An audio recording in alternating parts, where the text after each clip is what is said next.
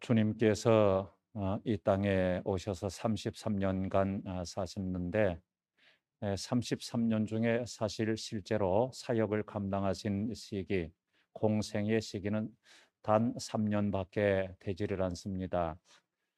그 3년간 공생애를 압축해서 주님의 모든 평생이 거기에 집약되는 그런 삶을 사셨는데요.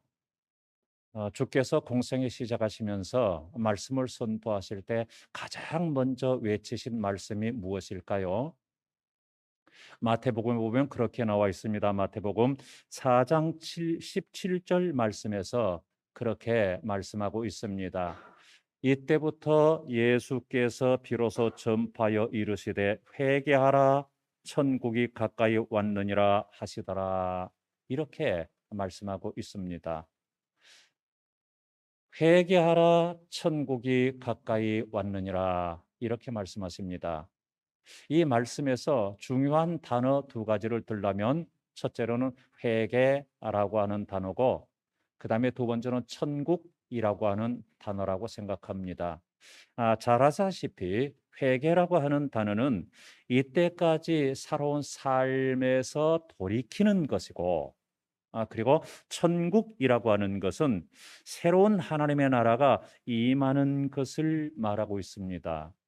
이것을 정리해서 다시 말씀을 드리면 천국의 삶을 사는 백성은 이 세상에서 돌이켜야 된다 하는 것입니다. 마치 이스라엘 백성들이 애굽에서 출애굽 엑소도스 했듯이 그렇게 이 세상에서 탈출, 돌이키는 삶으로 결단해야 한다는 것을 우리에게 가르쳐 주고 있습니다.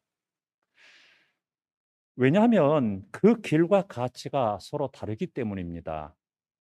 이 세상에서 추구하는 세상적인 가치와 하나님 나라의 가치는 서로 다르기 때문입니다. 그러므로 거기서 돌이키지 않고 우리의 심령에 천국이 이루어질 수가 없다라고 하는 것을 우리에게 가르쳐 주고 있는데 천국이 가까웠느니라 이렇게 말씀하는데 그러면 어떤 의미일까요? 우리가 천국을 향해서 걸어가서 내가 천국을 향해서 계속 달려가니까 천국이 가까워졌다라고 하는 의미일까요? 아니면은 천국이 우리에게 다가와서 가까워졌다는 그런 의미일까요? 여러분 어떻게 생각하세요? 천국이 가까웠다라고 하는 것은 즉 이를테면 만들어지는 천국, 이루어지는 천국을 말하고 있습니다. 주님께서 말씀하신 대로 겨자씨 한 알과 같은 말씀입니다. 즉 이를테면 겨자씨는 씨 중에 가장 작은 씨이지만 그것이 자라서 큰 나무가 된다 이렇게 말씀하셨는데 우리의 믿음 역시 그리고 우리 가운데 이루어지는 천국 역시 그와 같다라고 하는 것을 말씀해 주고 있습니다. 그러므로 이것이 서서히 서서히 누룩이 밀가루 소말 속에 들어서 밀가루가 부풀어 오르듯이 이거 서서히 서서히 확장되어지는 그 천국 이것을 이야기해 주고 있습니다. 오늘 본문에서 본 에덴 동산은 이 땅에 잠깐 있었던 천국의 모습입니다. 사람의 범죄로 하나님은 이 땅에서 천국을 거두어 가셨지만 그러나 하나님은 애당초 사람에게 천국을 향유할 수 있는 은혜를 주셨는데 그것이 바로 에덴입니다. 주님께서 외치신 천국이 가까웠느니라는 말씀 역시 죽어서 가는 천국이 아니라 우리 중에 이루어지고 있는 천국으로 그래서 우리는 이해할 수 있게 됩니다.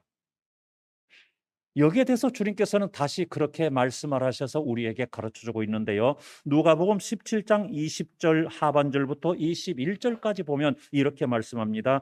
하나님의 나라는 볼 수 있게 임하는 것이 아니요 또 여기 있다 저기 있다고도 못하리니 하나님의 나라는 너희 안에 있느니라 이렇게 말씀하고 있습니다.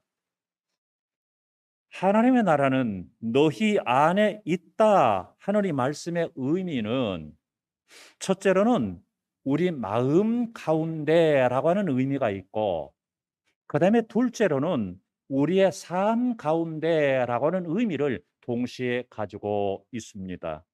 그러므로 하나님 나라는 먼저 우리 마음에서 이루어져야 되고, 우리 마음에 이루어진 그 하나님 나라가 우리의 삶으로, 우리의 공동체로, 우리의 주변으로 확장되어져 나가는 것을 가르쳐 주고 있습니다.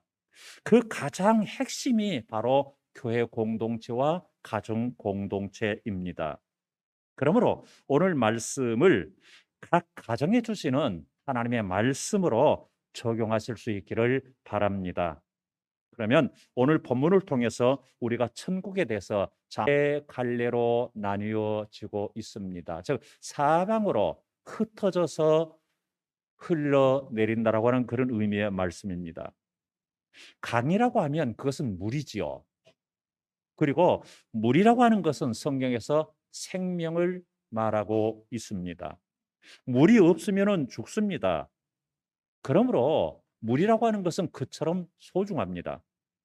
사람의 생명은 물 속에서, 즉 물에 둘러싸여서 살다가 물과 더불어서 살아가게 됩니다. 이를테면 복중에서는 그 양수라고는 물 속에 둘러싸여서 삽니다. 10달을 그렇게 살아갑니다. 그러다가 출산한 이후에는 이 세상에서 물과 더불어서 살아갈 수밖에 없는 절대적 관계를 가지고 살아가게 됩니다. 그것은 사람뿐만이 아닙니다. 식물도 마찬가지입니다. 그래서 오늘 본문 10절 상반절 말씀 보니까 이렇게 말씀합니다. 강이 에덴에서부터 흘러나와 동산을 적시고 그랬습니다. 그 동산에는 뭐가 있을까요? 각종 식물들과 각종 짐승들이 있겠지요. 그러므로 그 에덴 동산은 그 물로 인해서 더 풍성해지고 무성해지게 되고 더 윤택해지게 되는 것이죠. 더 기름지게 되는 것이죠. 왜요? 물 때문에. 우리가 잘 아는 에스겔 47장의 말씀 보면 성전 문지방에서 흘러내리는 물이 점차 많아져서 계속해서 아라바 강물을 이루고 흘러나가는데, 그런데 이렇게 표현하고 있습니다. 그 강물이 닿는 곳마다 모든 것들이 소생되어진다라고 말씀하고 있습니다. 식물에 닿으면 식물이 소생되어지고, 바다에 닿으면 바다 물고기가 살아나고, 물고기가 살아가니까 물고기 잡는 어부가 살아나게 되고, 회복의 역사를 이야기하고 있습니다. 그것이 무엇으로 되어지느냐? 바로 물로 그렇게 되어지고 있습니다. 그런데 이건 구약의 말씀인데 신약에서 이것을 재설명해 놓고 있는 곳이 있습니다. 그것이 바로 요한계시록인데, 요한계시록 22장 1절 2절 말씀 보면 이렇게 말씀하고 있습니다. 또 그가 수정같이 맑은 생명수의 강을 내게 보이니 하나님과 및 어린 양의 보좌로부터 나와서 길 가운데로 흐르더라.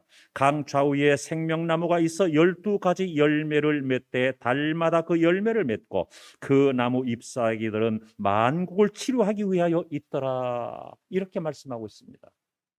에스겔 47장의 말씀과 요한계시록 20장의 말씀은 그래서 짝을 이루고 있습니다. 그리고 이 두 곳의 말씀의 그 근원은 창세기 2장이 그 근원이 되고 있습니다.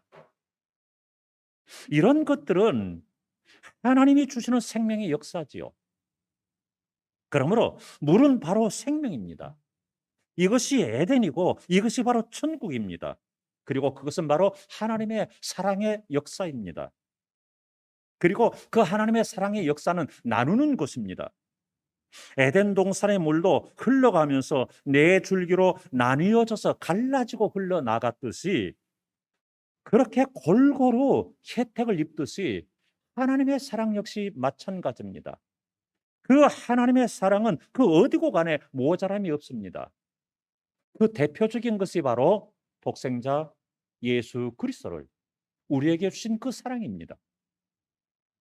이 생명과 사랑의 물이 동산을 적신다고 그랬습니다. 그래서 에덴 동산이 넘치고 사랑이 넘치게 되는 법입니다. 그리고 이것은 우리의 교회와 우리의 가정이 그렇게 되어야 한다라고 하는 메시지로 우리에게 전달해주고 있는 부분입니다. 예수님의 생명, 예수님의 사랑, 예수님의 생명수로 인해서 여러분의 삶이 더 풍성해지시기를 바랍니다. 여러분의 가정에, 여러분의 자자손손 흘러 넘치는 그 강줄기, 그 물줄기가, 그 생명의 물줄기가 에덴 동산에서 흘러내려서 네 갈래로 갈라지듯이 여러분 딸들의 가정에, 여러분의 아들들의 가정에, 자자손손의 가정에 갈라져서 흘러 넘치는 역사가 있으시기를 축원합니다. 이것이 바로 생명의 역사입니다. 이 은혜로 우리가 살아가게 되는 것입니다. 그 다음에 둘째로 에덴에 동산을 창설하셨다 그렇게 말씀하고 있습니다. 8절 상반절 말씀 보니까 그렇게 말합니다. 여호와 하나님이 동방의 에덴에 동산을 창설하시고 이렇게 말씀했습니다. 여기에 관한 말씀은 제가 심층적으로 한 두어 번 말씀을 드렸기 때문에 여러분 잘 아시리라 생각합니다. 여기 동산이라고 하는 것은 하나의 정원이라고 하는 개념을 가지고 있습니다. 즉 이를테면 그 크기 면에서 정원이라고 하는 개념이 아니라 그 관리적인 측면에서 정원이라고 하는 개념이다 그 말입니다. 예컨대 우리가 그 어렸을 때 소시적에 뛰어놀던 뒷동산 같은 곳은 누구 관리하는 사람이 없잖아요. 그냥 마음대로 잡초가 우거지게 되고 마음대로 이제 그렇게 헐어지게도 되고 그냥 그렇게 되잖아요. 누가 관리 안 하잖아요. 그게 동산이에요. 그러나 정원은 그것을 가리켜서 정원이라고 말하지 않고 우리 집 안에 있는 그런 화초들과 나무들이 심어져 있는 곳, 이것이 바로 정원이라고 말하는 거죠. 크기 때문에 그렇게 말씀드리는 것이 아니라, 그렇게 표현하고 있는 것이 아니라, 정원이라고 하는 것은 주인이 있는 곳이고 관리자가 있는 곳이고 보호되어지는 곳이 바로 정원입니다. 에덴의 동산을 창설하셨던 그 동산이라고 하는 원래적인 의미가 바로 정원입니다.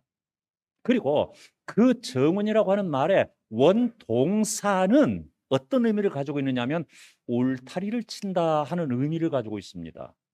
그러므로 에덴 동산은 어떤 곳이냐? 울타리가 쳐져서 주인이 그곳을 지키고 보호하고 가꾸는 곳, 이것이 바로 에덴 동산이다 그 말씀입니다. 세상의 사고방식으로부터 우리들을 보호해 주시고 세상의 위험으로부터 우리들의 자녀들을 보호해 주시고 하나님께서 여러분의 가정과 여러분들의 자녀들의 가정에 울타리를 칠 수 있기를 바랍니다. 어떻게 그렇게 될 수 있을까요? 어떻게 우리가 우리의 가정에 울타리를 칠 수 있을까요? 어떻게 하나님이 보호하시고 하나님이 주인 되시고 하나님이 지키시고 하나님이 가꾸시는 그런 가정이 될 수 있을까요? 말씀으로 울타리를 치시기 바랍니다. 기도로 울타리를 치시기 바랍니다. 예배로 울타리를 치시기 바랍니다. 그래서 하나님이 우리의 가정을, 우리의 자녀들의 가정을 지키시고 가꾸시고 인도하시는, 하나님이 주인 되시는 그런 가정들 될 수 있기를 축원합니다. 양떼가 있는 울타리가 쳐진 우리는 안전합니다. 하나님께서 양떼와 같은 우리의 삶 가운데 울타리를 이렇게 쳐주시는 것입니다. 뿐만 아니라 울타리를 친다고 하는 것은 또 이런 의미도 있습니다. 하나님만 바라보게 하신다 하는 것입니다. 그래서 에덴 동산은 하나님만 바라보는 곳입니다. 울타리가 쳐져 있는 우리 안에 들어있는 양떼는 목자만 바라봐요. 목자의 음성만 듣고 목자만 바라봅니다. 목자가 불러내면 나가고 목자가 안으로 끌어들이면 들어갑니다. 전적으로 그 목자만 바라보면서 목자만 의지합니다. 그와 마찬가지로 그렇게 우리를 인도하시는 우리 하나님만 우리가 바라보는 거예요. 왜 그렇게 해야 돼요? 하나님이 우리의 진정한 목자 되시니까. 하나님만 보아야 두려움이 없습니다. 그래야 근심 걱정이 없습니다. 하나님만 바라보아야 내가 바로 보이는 거예요. 하나님만 바라보아야 내가 이 세상에서 어떻게 살아야 될 것인지를 알게 되는 거예요. 하나님 바라보지 않으면 그것을 제대로 알 수가 없습니다. 하나님 바라보지 않으면 내가 제대로 보이지를 않습니다. 사람은 이처럼 애당초 하나님의 보호의 울타리 안에서 살아가게 되어 있습니다. 그 보호가 우리의 육체와 우리의 물질뿐만 아니라 우리의 정신 세계도 보호하고 우리의 영적인 세계도 보호하게 될 줄로 믿습니다. 정말 정신적으로 혼란한 이 시대 속에서 하나님이 보호하심이 없으면 어떻게 우리가 바른 가치 기준을 가지고 살아갈 수 있을까요? 그럴 수 없습니다. 어떻게 우리가 더욱더 나은 삶을 살아갈 수가 있을까요? 그럴 수 없습니다. 그러므로 하나님만 바라볼 수 있어야 된다라고 하는 것입니다. 신약 성경 보면은 히브리서 12장에서 그렇게 말씀합니다. 믿음의 주여 또 온전 가신인 예수를 바라보자. 무슨 말이요? 하나님만 바라보자 그 말입니다. 여러분의 가정과 일터와 삶의 공간 속에 하나님의 울타리를 만드실 수 있기를 바랍니다. 그래서 하나님이 보호하시고 그래서 결국 하나님만 바라보고 하나님은 의지하는 하나님의 도우심으로 살아가는 그런 가정들 될 수 있기를 소원합니다. 그 다음에 세 번째, 에덴 천국은 보석이 있는 곳입니다. 12절 말씀에서 그렇게 말씀하고 있습니다. 그 땅에 금은 순금이요 그곳에는 베델리엄과 호마노도 있으며 이렇게 말씀하고 있습니다. 여기서 베델리엄이라고 하는 것은 진주의 일종입니다. 그러므로 금은 보화가 넘치는 곳입니다. 보석은 귀한 것입니다. 사도 요한은 자기가 본 천국을 그 보석이 가득히 있는 것으로 표현해 놓고 있는데 그것이 바로 요한계시록 21장에서 자세하게 나타나 있습니다. 그것이 바로 창세기 2장에서 말씀하고 있는 겁니다. 창세기 2장에서 말씀하시는 것을 요한계시록 21장에서 그대로 표현해 놓고 있는 것입니다. 놀라운 말씀입니다. 자, 그런데 그보다 더 중요한 것이 뭐냐면 사도 바울은 그렇게 말씀했습니다. 고린도후서 4장 7절 말씀에서 상반절에서 이렇게 말씀합니다. 우리가 이 보배를 질그릇에 가졌으니 이렇게 말씀하고 있습니다. 질그릇은 무엇일까요? 흙으로 지음받은 우리의 육체를 말하는 것이죠. 그러면은 보배는 무엇일까요? 잘 아시는 대로 예수 그리스도를 이야기하고 있는 거죠. 그러면 우리 안에 예수 그리스도를 모시고 있다라고 하는 것입니다. 여러분들, 보석이 보배가 될 수가 있습니다. 그런데 우리가 보배라고 할 때는 귀금속만이 보배가 되는 것은 아닙니다.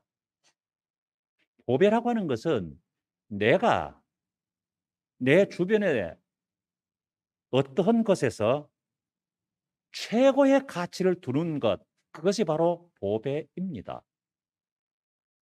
그러므로 내게 금두꺼비가 있다, 금돼지가 있다.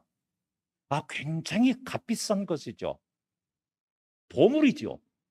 그런데 그것이 보배가 아니라 그보다 더 중요한 보배가 있을 수 있습니다. 그것이 무엇이에요? 그보다 더 중요한 가치를 두는 것, 그것이 내게 보배예요. 그래서 아무리 황금 덩어리가 있다고 할지라도 그보다도 어떤 사람은 다른 것이 보배일 수 있고 내 자식이 보배일 수 있고 내 손주가 보배일 수 있습니다. 왜냐하면 그보다 더 중요한 가치를 내가 거기 두기 때문에요. 그런데 사도 바울은 이렇게 표현합니다. 예수 그리스도를 가리켜서 뭐라고요? 보배다. 이렇게 표현합니다. 적어도 사도 바울에게 있어서는 예수 그리스도가 가장 귀한 가치를 가지고 있는 거다 그 말입니다. 즉 예수님이 가장 큰 가치를 가지는 분이다 그 말이에요. 그래서 보배라고 그렇게 표현을 하고 있습니다. 여러분에게 보배는 무엇인가요? 우리에게 가장 큰 가치를 두고 있는 그 보물, 그 보배는 무엇인가요? 한번 생각해 보시기 바랍니다. 자, 천국은 이렇게 보석으로 둘러싸여져 있습니다. 무엇보다도 보배이신 예수 그리스도가 계시는 곳, 그것이 바로 천국 아니겠습니까? 천국에 예수 그리스도가 안 계신다면, 천국에 하나님이 안 계신다면 그것이 무슨 천국이겠어요? 그것이 무슨 하나님 나라이겠어요? 그래서 우리는 찬송에서 그렇게 찬송하게 됩니다. 초막이나 궁궐이나 내 주 예수 계신 곳이 그 어디나 하늘나라. 이렇게 우리는 찬송합니다. 초막이라도 예수님이 계시면 하늘나라고, 천국 궁궐이라도 예수님이 계셔야 하늘나라다 그 말입니다. 왜 그래요? 예수 그리스도가 우리의 가장 소중한 보배이기 때문에. 자, 그러면 에덴 동산이 이러한 보물들로 가득 채워져 있고, 요한계시록 21장에서는 천국을 보니까 이런 보석들로 가득 채워져 있다고 한다면, 이 모든 것들의 핵심은 누구를 상징해 주는 것일까요? 바로 우리 주 예수 그리스도.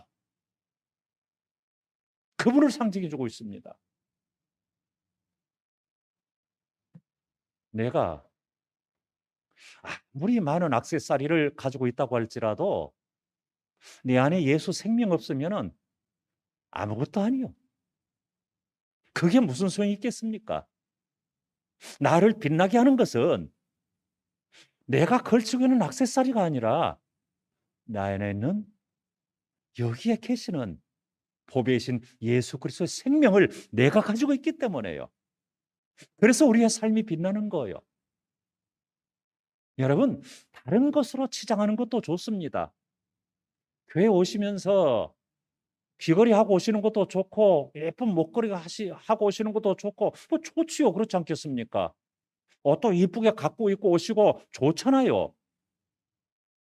그런데 그보다 더 예수 그리스도를 중심한 이 아름다운 마음, 이것이 더 소중하다고 하는 사실을 잊지 마시기를 바랍니다.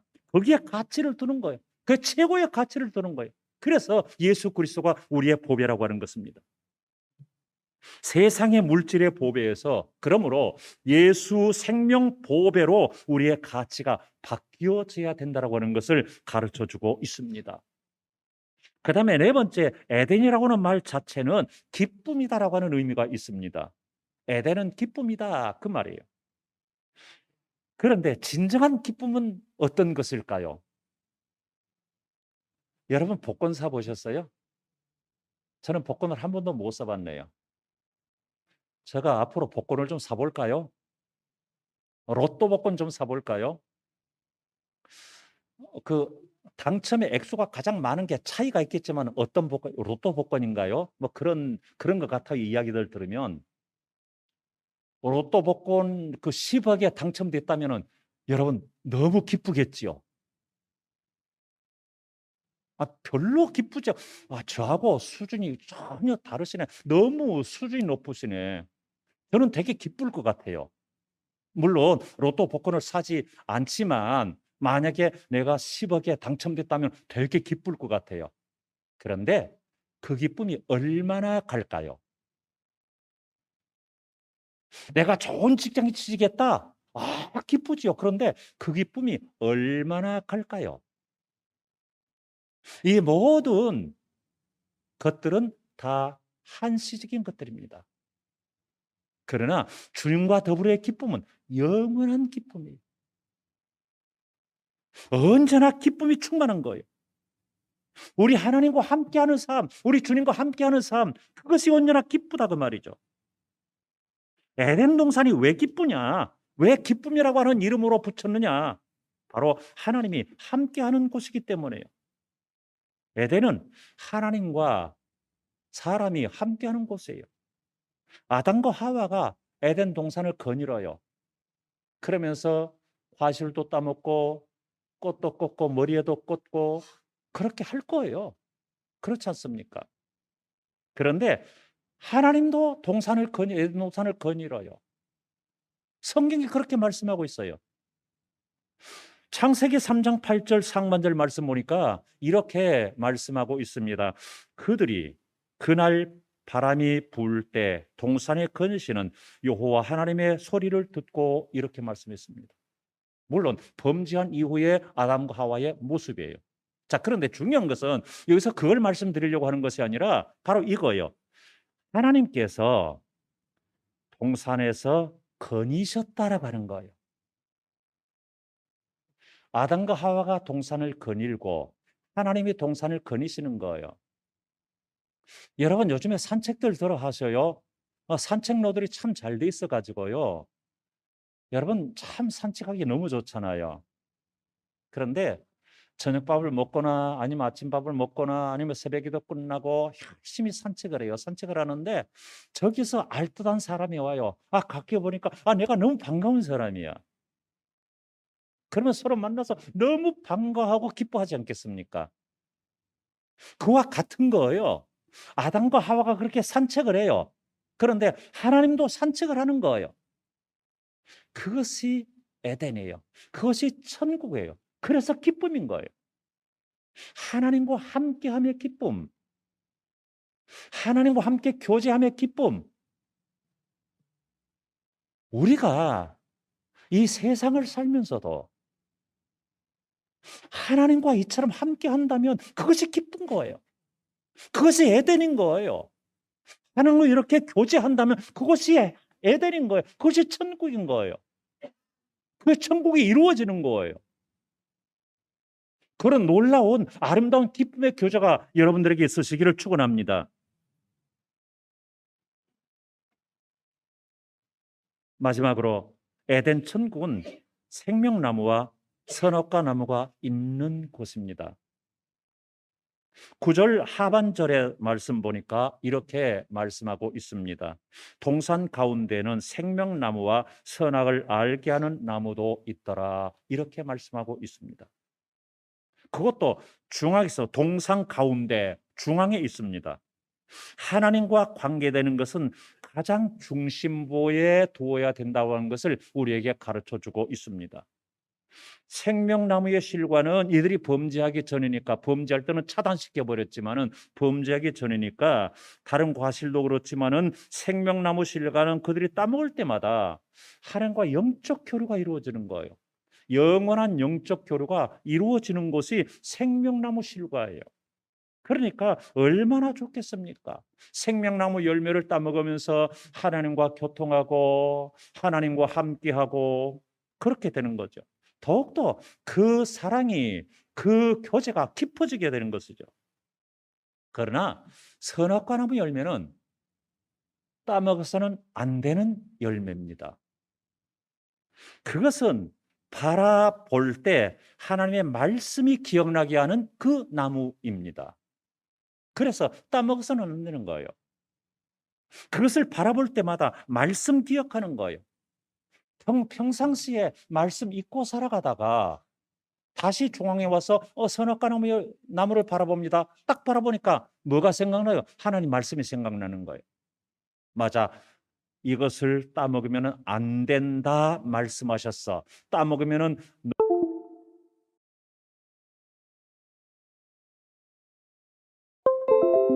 생각나는 거예요.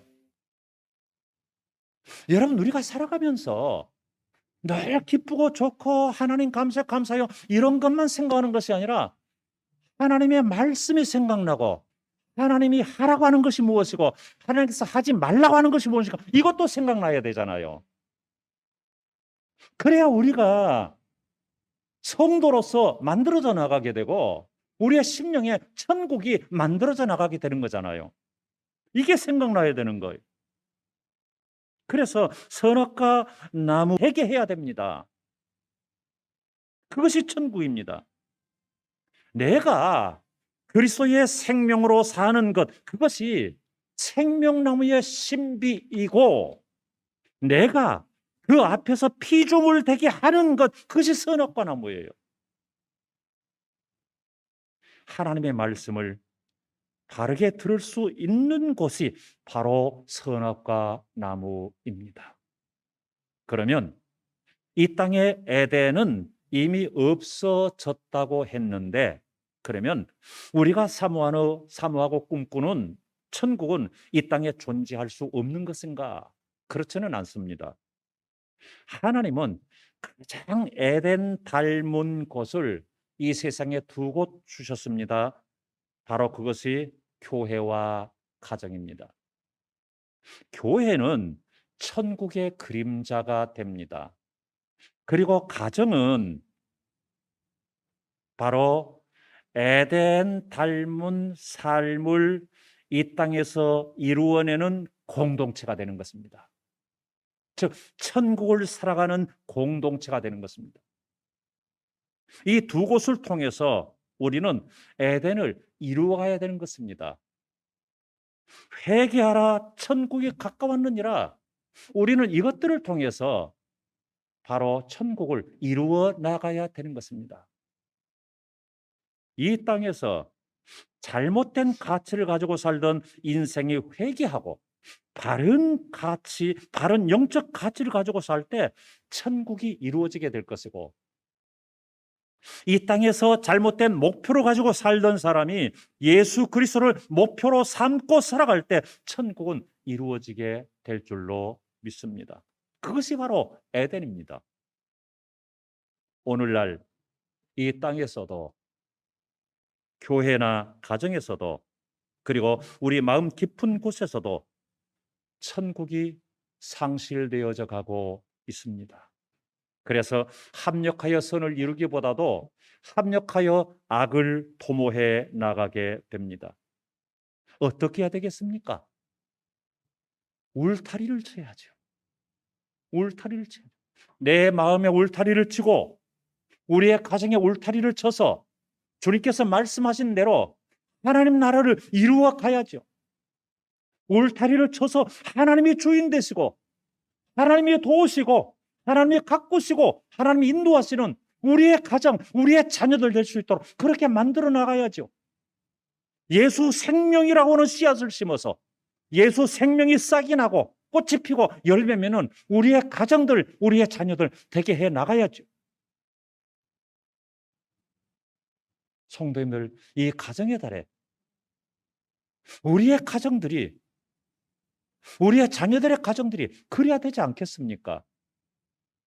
그렇게 열심히 울타리를 쳐나가시되, 말씀으로 울타리를 치시고, 기도로 울타리를 치시고, 예배로 울타리를 쳐나가시는 아름다움이 여러분의 삶 가운데 있으시기를 축원합니다. 기도하겠습니다. 거룩하신 하나님, 천국과 같은 우리의 가정 되게 하시고 천국과 같은 우리의 교회 되게 하여 주옵소서. 그러기 위해서 먼저 내 중심이 아름다운 천국이 이루어지게 해 주시기 원합니다. 끊임없이 말씀으로, 기도로, 예배로 울타리 쳐 나가게 하여 주옵소서. 예수님 이름으로 기도합니다. 아멘.